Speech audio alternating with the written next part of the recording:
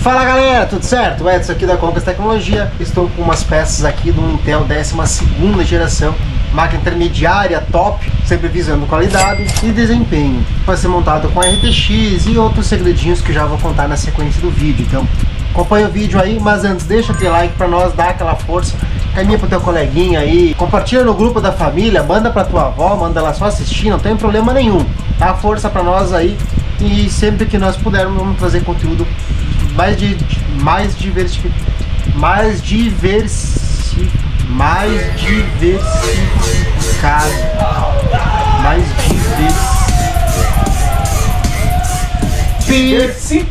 Mais conteúdo aleatório.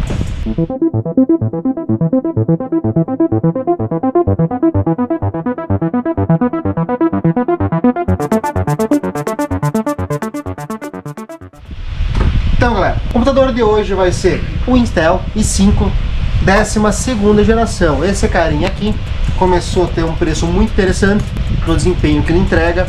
Ele é um processador de 6 núcleos, 12 threads, acompanha o Cooler Box original nessa versão 400F, ele não possui vídeo integrado, porque é a versão F.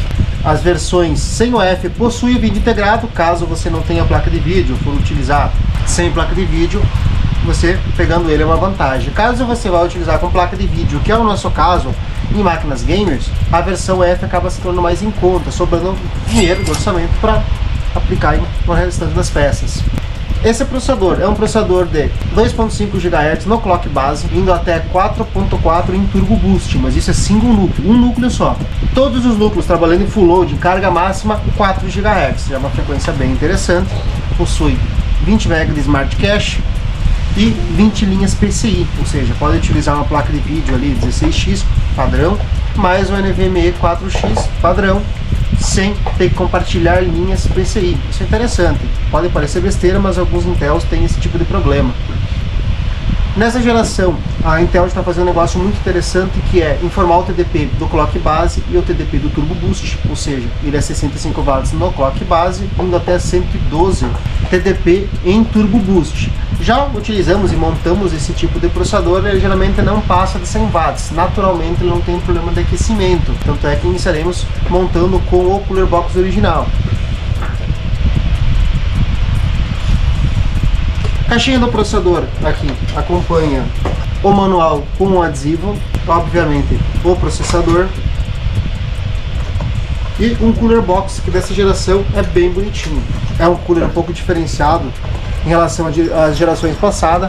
Na parte de contato do processador aqui, percebe que ele tem o contato em cobre bem grosso, já com pasta térmica previamente aplicada. Ele já vem na cor preta, melhorando a parte da estética, e ele vem com um acabamento, mas é plástico, tá? Esse acabamento plástico, um anel aqui azul, não é iluminado, mas acaba dando um charme bonito. Se tiver coolers no computador, ele acaba refletindo, é refletivo. Então, eu particularmente achei bem bonito, principalmente com o cabinho começou a vir malhadinho e tal, não aparece mais aquela salada de fios, acaba sendo um cooler bem bonito. Como ele tem essa parte de cobre que tem uma condutividade melhor de troca de calor, ele tende a não ter problemas de aquecimento, como uma versão sem, até porque é um processador que pelo fabricante pode passar de 100 watts de consumo, apesar de ser um TDP máximo, ou seja, não é todo processador que atinge, porém temos eficiência. Obviamente que você substitui ou mora numa região mais quente, mais no norte do país, nordeste e tal, tem temperatura ambiente mais quente, talvez ele tenha um problema de aquecimento. Então a gente indica colocar um air cooler, ao menos qualquer modelo QMX 400 ou PCIe Notus, são air coolers já com 120, 130, 150 watts de dissipação, já resolve o problema, ou o water cooler, aí fica a gosto do cliente, e também uma opção tecnológica como upgrade. Como placa-mãe, foi escolhida a Bilstar. Na mesma faixa de preço eu tinha a Gigabyte, a B660, a Asus H610 Asus Prime e a Bilstar B660. Eu escolhi nessa situação a Bilstar porque dentre todas ela era a mais barata, pela mesma funcionalidade ela tem o menor preço, consequentemente a vantagem dela em cima da Asus, que ela já é um chip B, um chip intermediário, ou seja, tem alguns recursos e funções que não encontra no chip de entrada, no chip H. A vantagem da Bilstar em cima do modelo da Gigabyte que eu tinha disponível era que a linha, pelo que eu interpretei no fabricante, a linha dos 16X da placa de vídeo, ela é Gen 4, ela é PCI Express 4.0, porém da NVMe é Gen 3, ou seja, só tinha compatibilidade com o SSD NVMe 3.0, e a da Bilstar é 4.0, basicamente foi o que definiu a questão de desempate. A quantidade de portas traseiras da Bilstar e da Gigabyte era a mesma, e da Asus Prime tinha 2 USB a menos. A única vantagem da Gigabyte é que ela tinha o DisplayPort, que para mim é relevante em saídas de vídeo na placa mãe, principalmente da linha Intel, quando a gente não utiliza placa de vídeo integrada ao processador. Placa mãe modesta, não é o foco da maior parte do investimento na placa mãe, porque ela não dá diferença de desempenho. A placa-mãe não dá diferença de desempenho em qualquer linha de Ryzen 5, Core i5, dali para baixo, não muda. Que viagem é essa, velho? E ela já tem o que precisa, 8 pinos de alimentação, temos aqui uma quantidade bacana de VRMs, apesar delas não ter o dissipador do VRM, como é um processador que pouco passa de 100 watts de consumo e tem bastante VRM para intercalar entre eles a distribuição de energia, ele tende a não ter um superaquecimento, então praticamente mais questão opcional. Possui o PCI 1X aqui embaixo, bem deslocado, mesmo que tu utilize uma placa de vídeo de 2 baias, que dá grossura de 2 dedos mais ou menos, para utilizar 2 baias aqui do espelho traseiro do gabinete, aí tu consegue colocar uma placa off-board nessa linha 1X. Sei lá, algumas placas elas são bem coladinhas aqui, então ela acaba, quando coloca a placa de vídeo, fica em cima dessa linha, desse 1X aqui, acaba inutilizando. Um diferencial dessa placa, que eu não tinha reparado na hora, só reparei quando eu recebi ela, essa conexão aqui, ó, ela vem nativa dela, essa conexão que serve para colocar Wi-Fi. Tem um modelo Wi-Fi e ele vem com um kit de suporte, que é esse suportezinho aqui. Eu já vou deixar previamente instalado. Ele vem esse suporte aqui, aonde ela vem com o kitzinho de antenas rosqueáveis. Tem duas para você rosquear a antena, pluga na placa. E ela já tem as furações suficientes para você fazer a fixação dela aqui, ó.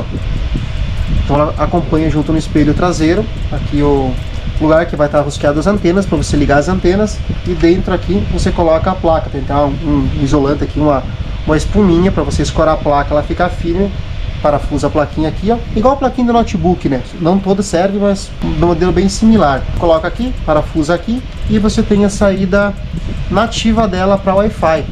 Alguns modelos têm Wi-Fi, se não me engano, alguns modelos têm Bluetooth também. É bem interessante. Apesar de não acompanhar de fábrica, essa placa Wi-Fi de fábrica, ser um opcional, é interessante ter. Dá para colocar em outras placas, muitas vezes dá. Pô, utiliza na entrada PCI aqui, utiliza a placa Wi-Fi ou Bluetooth, porém tu perde a entrada do SSD.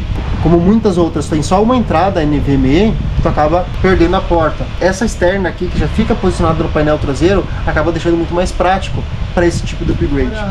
Com os módulos de memória RAM, eu vou utilizar dois modelos da HyperX Fury, 8 GB cada um, 3200 MHz, com sistema de amplificador de FPS.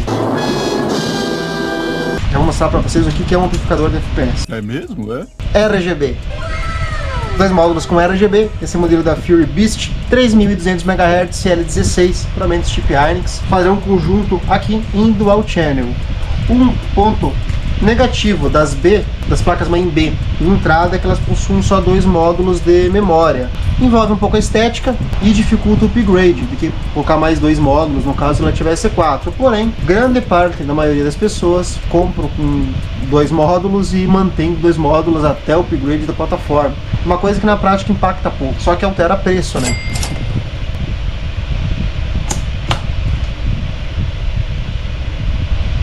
Módulos instalados, os dois módulos aqui. Já estamos no sistema de Dual Channel, são dois módulos. Como armazenamento, vamos utilizar o modelo Legend 710, a segunda geração aqui do Zadata XPG, modelo NVMe M2. Os primeiros eram os Legend 700, a versão dele, né? E esse 710 é um refresh dele. Tem uma velocidade de leitura e gravação maior, apesar de ser um SSD Gen 3, usar um PCI 3.0, ele acaba tendo um preço muito atrativo. um preço de custo comparado ser uma marca muito bem renomeada, a garantia de 1 ano e possui alguns diferenciais. Vem o SSD e vem junto com ele um dissipador de calor em alumínio com thermal pad. Como opcional, ele vem fora do SSD. Alguns modelos de SSD vêm com o dissipador, já vem colado. Eu achei interessante ele vir fora, porque alguns modelos de placa-mãe, elas já vêm com o dissipador de calor, no caso das TUF, as Aorus e tal, ela vem já com o dissipador de calor, então acaba ficando muito grosso utilizar, né? Então tem que remover os que já vêm, o que é um pouco relativamente perigoso. E alguns modelos de notebook também possibilita utilizar. Então ela vem separada. Como é o caso dessa placa-mãe, ela não tem um dissipador de calor, dá para utilizar o dissipador. Os modelos NVMe tendencialmente a esquentar mais que os modelos SATA. Por mais que seja M2 e M2 SATAs, o barramento NVMe ele esquenta mais. Não muito mais, mas quanto maior a velocidade dele, mais transita dados, mais ele superaquece, tem tendência a aquecer. Então é interessante a parte do dissipador. A instalação é bem simples. Aqui está o módulo. Pode ver que tá vendo que tá faltando 2 chips. É que o PCB dele, a plaquinha, elas são compartilhadas, né? Eles fabricam a placa inteira. Esse é um modelo de 512 GB, então ele utiliza 2 módulos de 256. O modelo de 1 TB, ele vem com mais 2 módulos para fechar o 1 TB. E aqui o chipzinho controlador dele. Como são as partes que mais esquentam, a gente vem com o dissipador de calor, remove essa fita de proteção, tem um thermal pad, que o thermal pad substitui uma pasta térmica, ou seja, ele é próprio aderente, ele parece uma dupla face, é feita a aplicação em cima.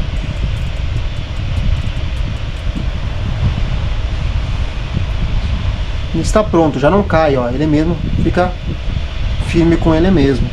Percebe que o thermal pad encosta em cima dos chips, e o alumínio, por naturalidade, faz puxar a temperatura do calor, e aí entra a segunda parte do computador, que é a ventilação, o airflow dentro dele, que o ar circulando acaba esfriando a peça. Então tem uma troca de calor, baixando a temperatura do SSD. Bem interessante. A instalação dele é muito simples. Na placa-mãe temos a conexão e o parafuso do M2. Remove o parafuso, ele tem um rasguinho aqui, ó, então só entra de um lado. Colocamos na placa-mãe e coloca o parafuso de volta para fixar. E ele fica assim. Olha que charmoso que fica. Dá um desempenho bem bacana, né? A instalação do processador também é bem simples. Vou virar um pouquinho aqui para vocês verem melhor. Tem uma travinha aqui. Essa linha 12ª geração vem com uma trava mais reforçada do que era os modelos de séries anteriores. Lembra bastante a linha X99. O processador de 12ª geração, ele é mais... não é quadrado, ele já é um retângulo, ó. Ele é mais alto, mais grosso também. Os contatos aqui. Ele tem bolinhas no canto, aqui ó, marquinhas de bolinha, e um do lado tem uma setinha. É uma setinha indicadora do lado que ele deve ser montado. E também recorte. Cada geração tem um recortezinho aqui, ó, diferente, para casar com os recortes aqui. Eles são descentralizados justamente para você não ter problema de cometer um erro. Na própria placa-mãe, quando você nota nela, pode ver que tem uma setinha aqui, indicando que a seta tem que estar nesse canto de cá. Então, a setinha que nós tínhamos vistos aqui, a setinha aqui, tem dos dois lados, é na parte inferior esquerda.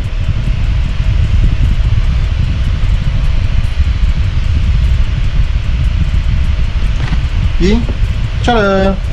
Parte inferior esquerda, ele encaixou nos recortes perfeitamente. Isso aqui pode sair. Processador encaixado perfeitamente. Isso aqui é a flangezinha que vai travar ele contra o soquete. Aqui em cima, onde é que tem o aperto, a fixação, conforme você vai apertando a alavanca, ele vai travando. E o processador fica firme, não se mexe. O cooler está pronto para instalação. Ele é um travinhas.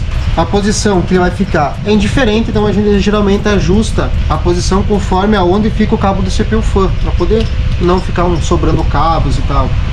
Esse aqui é bem em cima, a parte do CPU fan, que é o que faz a alimentação e o controle da velocidade do ventilador na placa.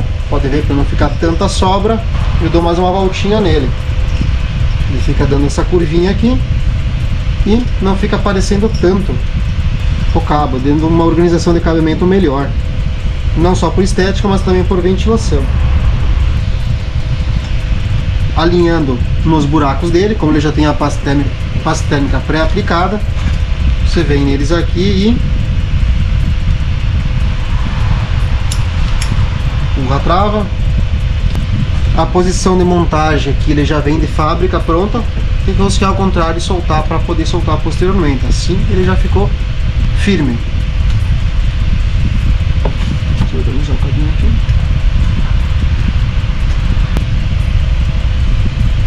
Instalado com sucesso. O azulzinho da Intel combinou aqui com a data. E a primeira parte da montagem é isso. Como ele não tem SSD externo, é só M2 e tal. Agora temos que preparar o gabinete, colocar a fonte no gabinete, puxar os painéis e tal para ligar embaixo. Então vamos preparar agora a parte do gabinete. Depois que a fonte estiver montada, o kit vai em cima, vamos partir para a placa de vídeo cooler que eu já vou mostrar na sequência para vocês. Então, preparo do gabinete. Será este gabinete aqui, é um Gandias M6, modelo Athena. Possui lateral em vidro temperado. É um gabinete bem largo, um palmo mais de largura, ou seja, ele possui suporte para a placa de vídeo ATX, 7 baias aqui atrás. A placa-mãe tem o tamanho do MTX, mas se pegar uma placa-mãe ATX cabe tranquilamente. Fonte montada na parte inferior, com entrada para ventilação da fonte na parte de baixo, ou seja, o gabinete é alto, tem esses pezinhos, deixa um ressalto, porque a fonte puxa a tomada de ar daqui, joga para trás sem puxar ar quente de dentro, como acontece nos gabinetes que tem a fonte na parte de cima. Na parte traseira aqui acompanha um kit de parafusos para fazer as fixações. Acompanha aqui conexões USB 3.0, 2.0, esse painel frontal que corresponde ao painel frontal dele. Possui o botão de power, botão de ligar, o reset, um botão para trocar LED analógico, caso os coolers tenham. Duas entradas USB 2.0, uma 3.0, entrada para fone e microfone. Parte superior aqui comporta dois coolers 240 ou 280, também comporta radiadores, o water cooler de 240 e 280. Nota que ele é bem deslocado para o lado para não ter problema de pegar em memórias, dissipador de VRM da parte superior da placa-mãe, que é um problema bem recorrente em gabinetes convencionais. Esse aqui já tem um negócio diferenciado, com uma telinha de poeira com ímã. Espaço para organizando os cabos aqui atrás, um tamanho bem interessante, mais ou menos uns 2 centímetros, bem fácil acomodar a parte do cabeamento aqui atrás, e possui esse conexão RGB endereçável. Ele é um 5 volts de 3 pinos, porque na parte inferior do gabinete temos essa tira aqui, que é um RGB. E é um RGB endereçável. Através daquele cabinho você liga na tua placa-mãe ou na tua controladora e pode controlar a iluminação. Isso vem original do gabinete. Então tem uma opção preta e branca deste gabinete. É um diferencial bem bacana. HD vai na parte inferior, também tem um teladinho aqui para melhor ventilação. E a fonte é acomodada nessa região aqui, também tem uma espuminha aqui, que ajuda a fixar melhor também e diminuir a vibração, já que a fonte tem cooler, então tem tendência a ter uma pequena vibração e sim evita barulho. Parte frontal em mesh, que é esse teladinho aqui, facilita muito a tomada de ar dos coolers, melhora muito a questão da ventilação do gabinete, comportando 3 coolers na parte frontal de 120 e 140 mm, radiadores de até 360 mm, ou seja, o water cooler de 3 coolers, aqueles tipo cabe na frente dele, tem espaço para montar bem tranquilo. Vidro temperado, como eu comentei com vocês. Podemos montar o radiador nessa parte de tomada aqui, ele tem os ataques de furação aqui dentro e os coolers do lado de lá. Tem um bom distanciamento de quase 3 dedos aqui de distância entre a parte de fixação e para tocar na tela, ou seja, o radiador pode ser grosso, que mesmo assim é possível utilizar. Na parte do assoalho também comporta fixação para mais 2 coolers, caso queira pôr, e na parte traseira o de 120. O teto dele é um pouco mais alto do que o normal, que facilita bastante a montagem. Suporte para os SSDs SATAs aqui, ou HD do notebook, que é o mesmo tamanho. Então ele comporta 2 HDs na parte de baixo, 2 aqui no gabinete. Ele comporta até 4 SSD de forma nativa. Ele tem a frente fechada aqui no que vai a fonte, todas tomadas lateral. Esse gabinete possui a cor como opção branca e preta. Nós vamos montar com branco. Eu fiz uma pesquisa no nosso Instagram aí, o pessoal, mais de 70% preferiu a opção branca. Vamos utilizar nele um kit da Liketech de ARGB. Esse aqui é um kit de cooler de 3 coolers que acompanha a controladora e controle remoto, mas com saída endereçável, que pode ligar na placa-mãe caso tiver a entrada de conexão. Esses são os coolers, vem 3 coolers desse tipo. Iluminação tanto na parte frontal do cooler quanto na lateral do cooler. E ele vem com esse cabinho aqui para ligar em controladora que acompanha ele. A controladora dele, apesar do kit ser de 3 coolers, a controladora pode operar até com 10 coolers. Legal! Bem louco! Ou seja, você pode utilizar até 10 coolers na mesma controladora, com saída endereçável 5 volts 3 pinos igual ao gabinete para colocar na placa-mãe ou numa controladora que a tiver. Esse gabinete comporta 3, 4, 5, 6, 7, 8 coolers.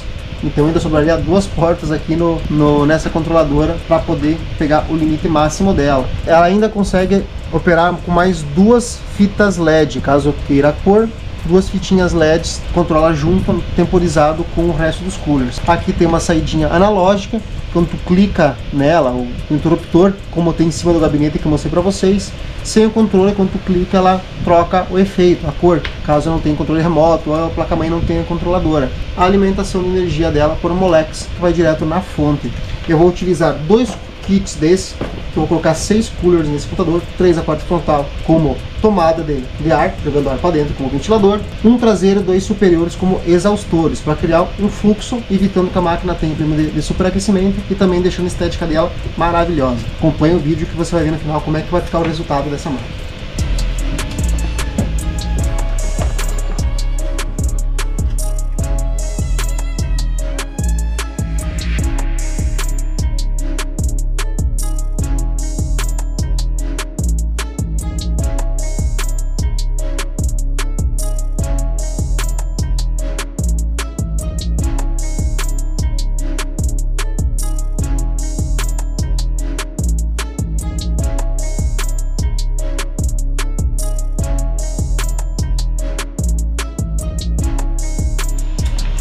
Essa controladora vem original com eles, eu não vou utilizar por um motivo. Ela tem entrada nativa para os coolers, do qual os coolers que vem no kit usam.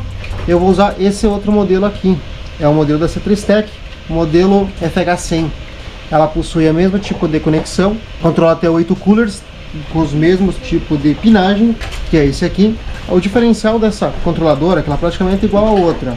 O diferencial dela é isso aqui. Ela tem entrada ARGB, que é o que eu vou conseguir ligar, que é o que eu vou ligar a parte da fita de baixo, nesse aqui. A outra não tem esse recurso, então eu vou trocar a controladora para poder todos os LEDs funcionar de forma sincronizada, já que essa placa-mãe, por mais que seja uma placa-mãe B, é uma placa-mãe intermediária, porém uma construção mais simples, ela não possui controle de RGB, então não dá para ligar na placa-mãe, apenas responde pelo controle remoto. Por isso, quando o controle remoto for acionado ou o painel LED for acionado, ele vai trocar todas as cores junto, inclusive a fita de LED junto.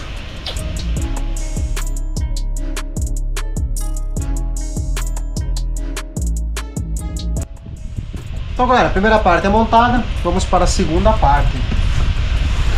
A alimentação do sistema vai ser por essa fonte de alimentação Redragon, modelo 750 watts 80 Plus Gold, modelo certificação ouro aqui. Ela tem PFC ativo, tem bivolt automático, cabos flat, um cooler de 14 mm, tem PFC ativo, dispõe de cabos modulares, ou seja, só utiliza o que precisa, consegue entregar uma curva de eficiência bem interessante. Apenas no 12 volts dela, ela consegue entregar já 744 watts. E ali na linha de 5 volts e 3.3, 100 watts. Ou seja, tecnicamente, se for somar ela de forma combinada, como fontes nominais, ela tem 850 watts. Porém, ela tem certificação para 750. Vamos usar essa bichinha aqui.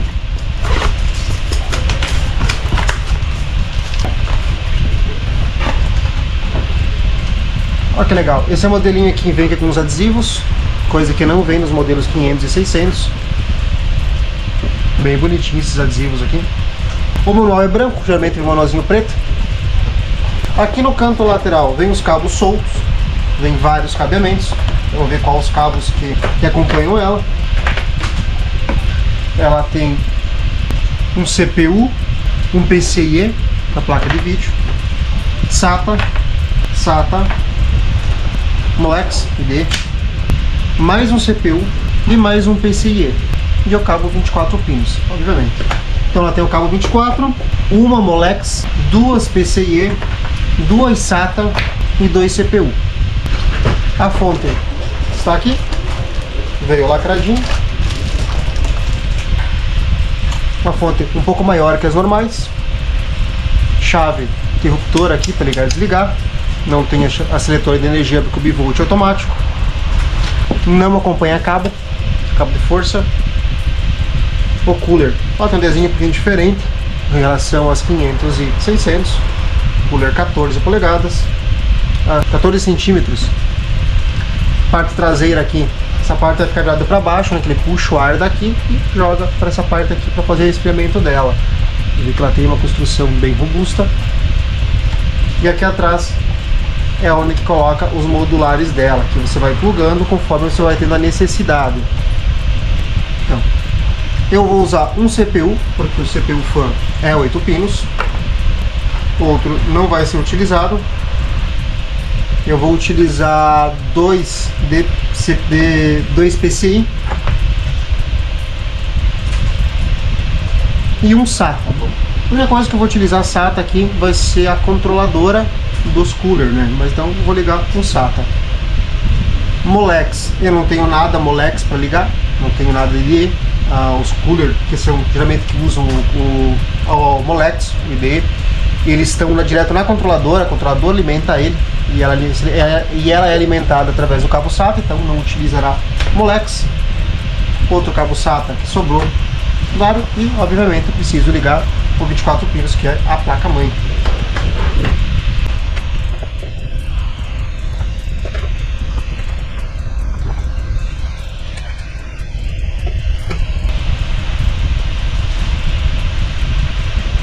Ela possui aqui 3 saídas para SATA e Molex e 4 para CPU ou PCI, são as mesmas saídas. Como ela tem a ponteira dupla, cada cabo tem 2 ponteiras de 8, eu não preciso ligar 2, então vai sobrar mais um PCI.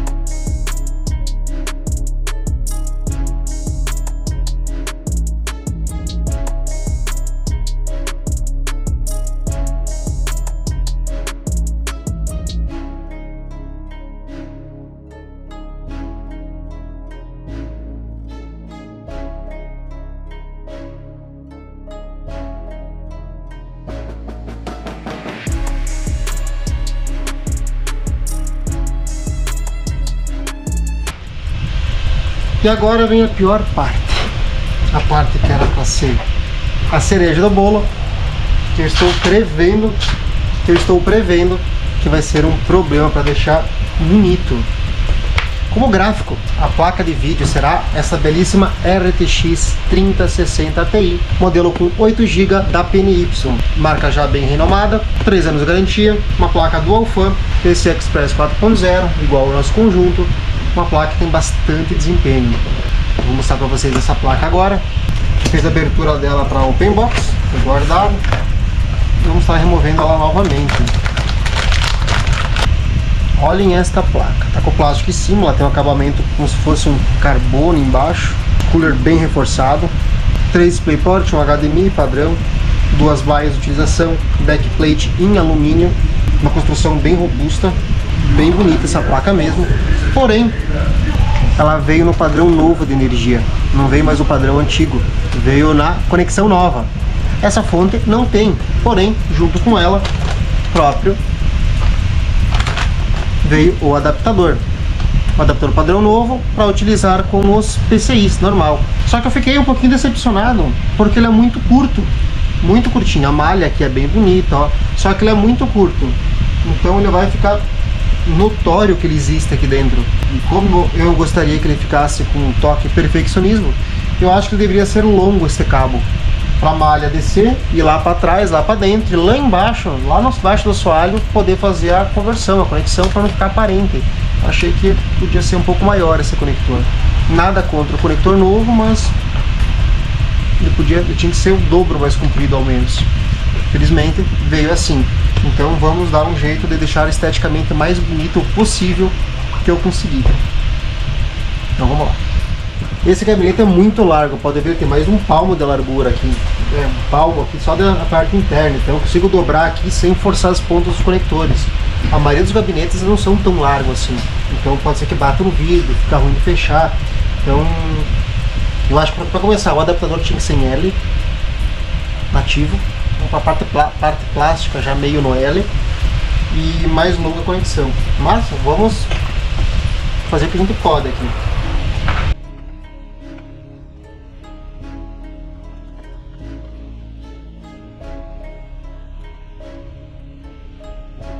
Primeiro momento eu não vou tirar os plásticos dela, é uma placa de vídeo nova. A máquina vai ter aquecimento a longo período, porque ela vai ser ligada, formatada, instalada os programas, atualizações, drivers, tudo que precisa para ela funcionar, já configurada e pronta para entrega. Até ela não ir para casa de cliente, a gente não remove os plásticos. Como a placa de vídeo não vai esquentar, não vai ficar ali 80 graus, que nem o usuário vai fazer em casa, o plástico não vai danificar, porque caso o cliente queira comprar só a placa de vídeo, eu consigo montar ela na especificação original. A caixa foi aberta, a placa foi testada, mas não tira os plásticos, que é o famoso cabaço.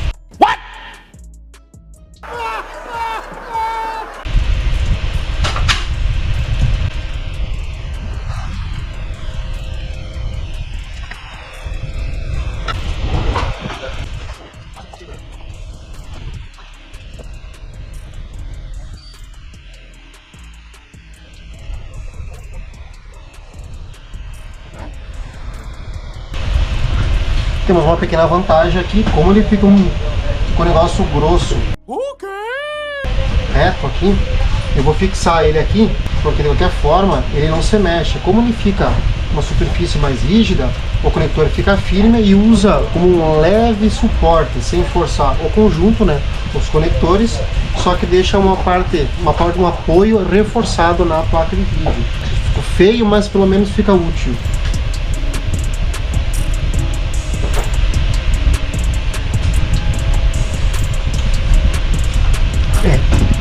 Não teve muito jeito.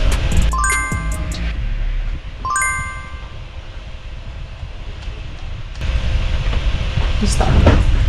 Vai ver, eu conto os princípios da fonte modular e guardar os que não usa, porém, daqui a pouco vem da máquina, o cara deixa a caixa aqui, não é lembrado que tem cabo dentro, então ele acaba ficando sem os kits upgrades. Então, como eu não tenho HD, marreta tudo aqui embaixo, se precisar um dia fazer upgrade, alguma coisinha, é só pegar o cabo, ligar na fonte e fazer a alimentação.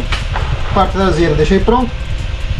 Aqui não tem como fixar, né? Também ficou mais frouxo. De resto, acredito estar aceitável.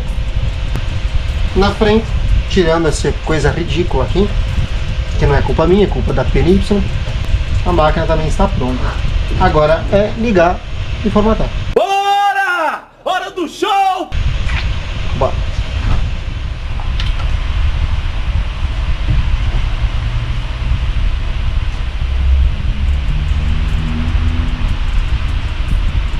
Então, galera, deu vídeo, deu imagem. Eu fico bem feliz quando a gente liga, clica e funciona. Às vezes eu tenho vontade de colocar um bip só para escutar aquele bip solitário funcionando. Então, olha essa máquina. Olhem essa máquina, se não ficou linda. Tirando isso aqui, mas de resto...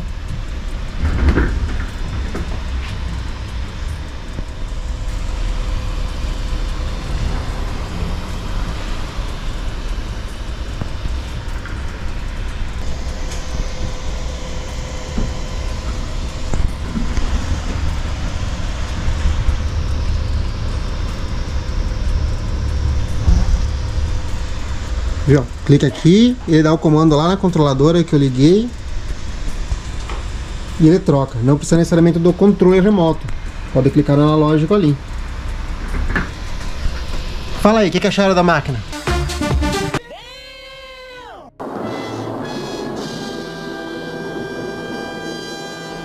Top? Comprariam? Então, se inscreva no canal aí, quem não é inscrito, galera, dá aquele like pra nós.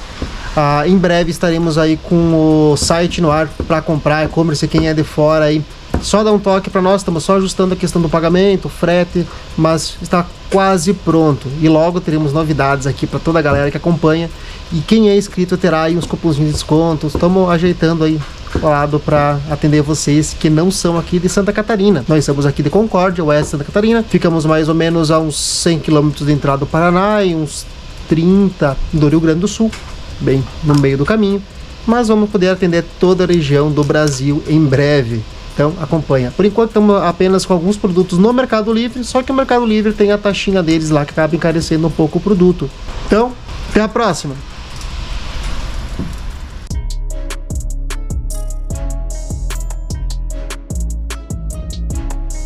Máquina montada, formatada, configurada, devidamente apta. Baixei aqui o HW Monitor, vou fazer um teste aqui de Cinebench. Ele vai iniciar um teste de benchmark. O processador aqui já foi a 100%, consumo de 80 watts, 65 graus de temperatura. Claro que hoje é um dia frio, a máquina está aberta, tem ventilação, isso favorece.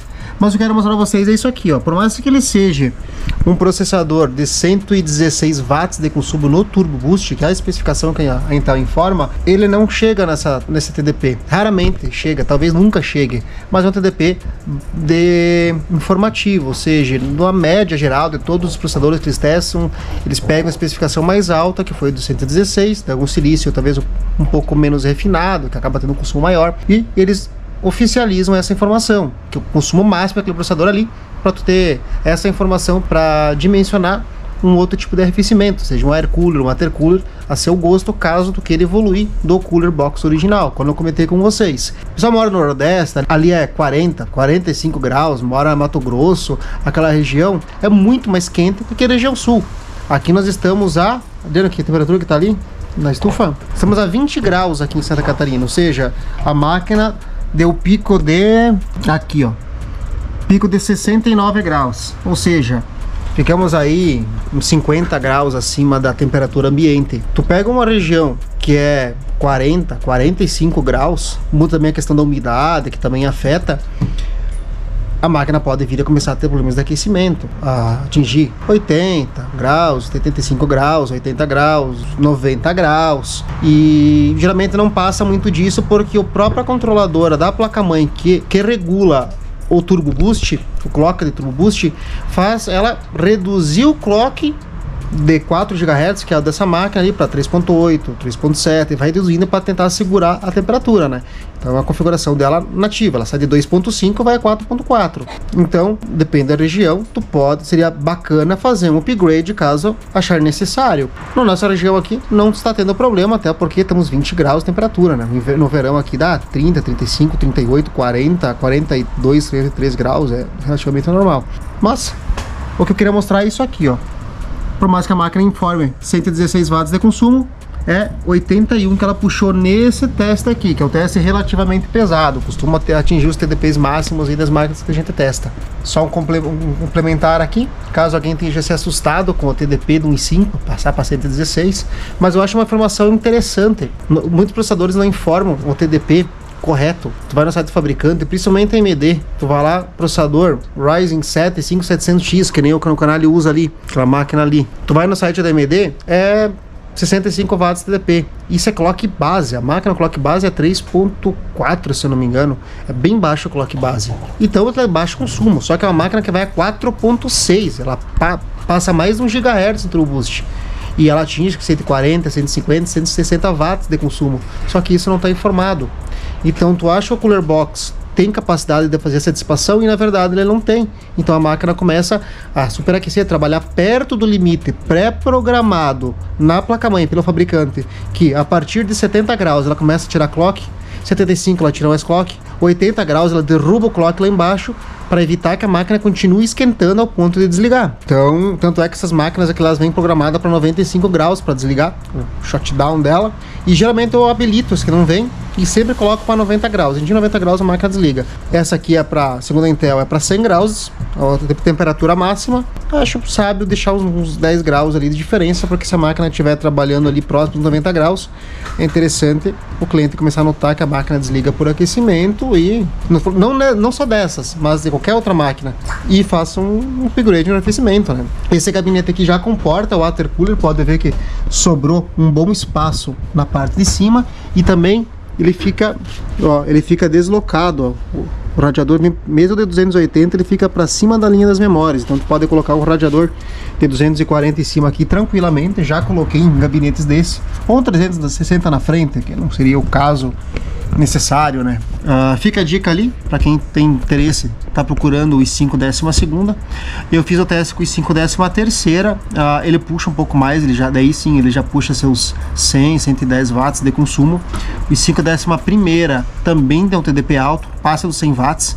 O i5 de 10ª já não tem esse problema, tem um consumo similar a esse, na faixa de 80 watts. Todos são 6/12, com exceção do 13400F, que ele também é um 6/12, mas ele tem mais 4 núcleos de eficiência, que é uns núcleos de 5 de 6ª, 7ª geração, mais ou menos, aqueles núcleos de eficiência sem hyperthreading integrado no processador. Então ele é um 10/16. Mas núcleos de performance, núcleos de potência é 6/12 igual aos outros. Qualquer dúvida que tiver, vai deixando aí na caixinha dos comentários, na descrição aí embaixo, nos vídeos aí. Se tiver uma quantidade e perguntas interessantes, eu separo um tempinho e respondo aí as dúvidas de vocês. Valeu, galera!